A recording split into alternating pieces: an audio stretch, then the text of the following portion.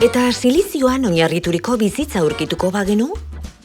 Hau Zixel da, Venus planetako herritarra. Zixelek ez dauka batere zerikusirik gurekin. Haren biokimika ez dago karbonoan oinarrituta. Goizero bezala, Zixel goiz altxatu da crossfit egitera joateko. Ondoko planetan ere oso modan baitago. Zixelen parte den silizioa eta karbonoa taula periodikoaren zutabe berean daude. Hortaz, biek ala biek propietate kimiko antzekoak dituzte. Eta propietate antzekoak badituzte, pentsa dezakegu Zixelen bizitza gurearen antzekoa izango dela. Baina ez dala. Zixelek arnasa hartzen duenean, bere metabolismoak ez du karbono dioksidoa sortzen, baizik eta silizio dioksidoa.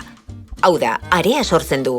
Hortaz, Zixeli komeni zaio hondakin solidoak kanporatzeko sistema bat edukitzea bestela bereak egin du. Entrenamendu gogor baten ondoren, hidratatzeko unea da.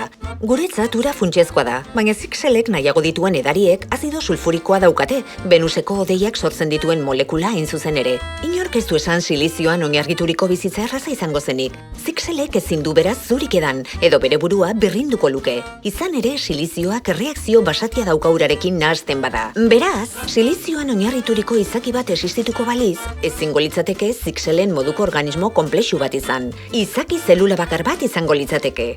Noiz baitu unibertsoan silizioz egindako izakiak aurkituko bagenitu? Ez lukete orain artekoarekin zerikusirik izango.